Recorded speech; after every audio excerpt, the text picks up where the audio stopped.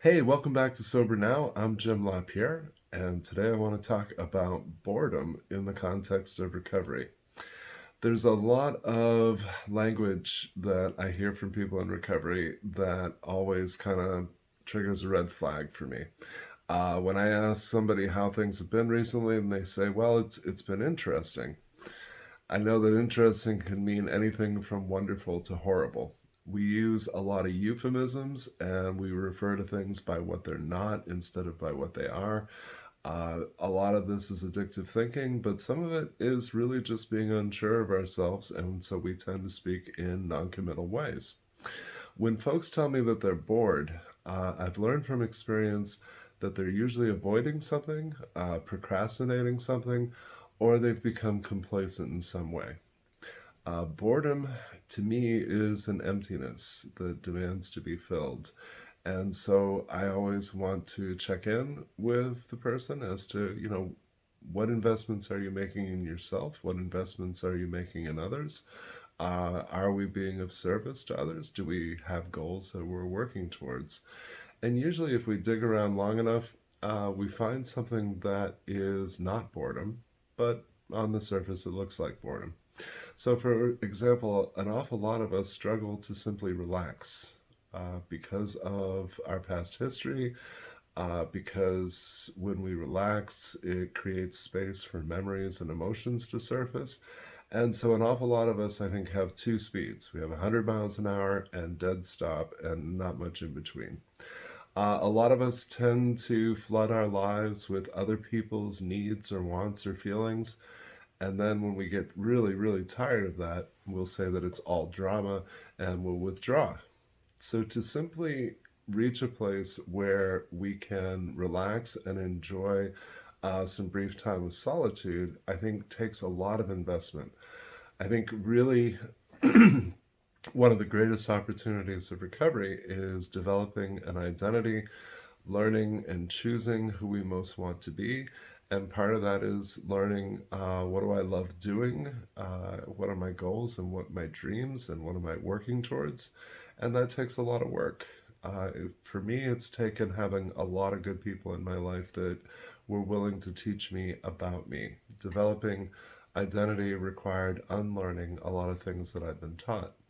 And so today, I know myself quite well, and I have a strong sense of things that I enjoy doing. And so if I'm bored, it's not because I lack great books to read or really good music or hobbies or things that I love doing.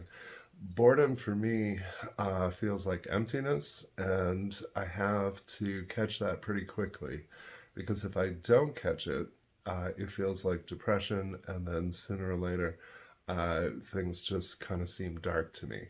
So I've come to treat boredom as a red flag, and I'll ask myself, what is it that I need right now? What is it that is going to be most useful for me in filling this absence?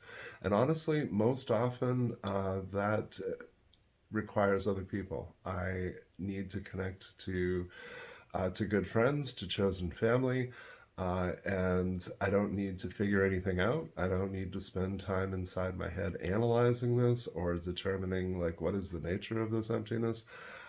I've come to a place where I've seen it is infinitely more efficient, more effective, and more fun to let people who care about me help me sort through, okay, here's what's going on in my life, here's what's going on in my head, and we can figure those things out about a million times more quickly than I'll figure them out myself.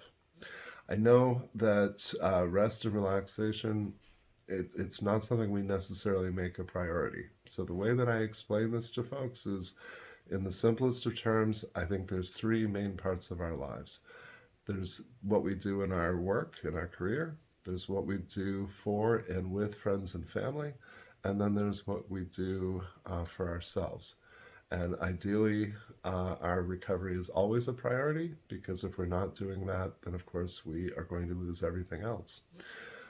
But then the question becomes, what else can I do for self? What else do I need? And that comes down to self care, but it also comes down to being able to rest and to be able to enjoy brief periods of solitude. So, what I've learned is I can enjoy maybe even 2 or 3 hours by myself. And for some folks, you can do it even longer. But after that, I get squirrely pretty fast. So I need to maintain connection to good people. And the more that I do that, I find the less I have any sense of boredom. So I hope that you'll continue to make those investments in getting to know yourself and finding your real passions and working towards not only goals but dreams as well. I hope you'll put a like on this video and share it with friends and family. I hope that you'll connect with me, jim@sobernow.com. Love getting your email, topics that you'd like to see covered in future videos or questions you might have. So please continue to take good care of you, and we'll talk again soon.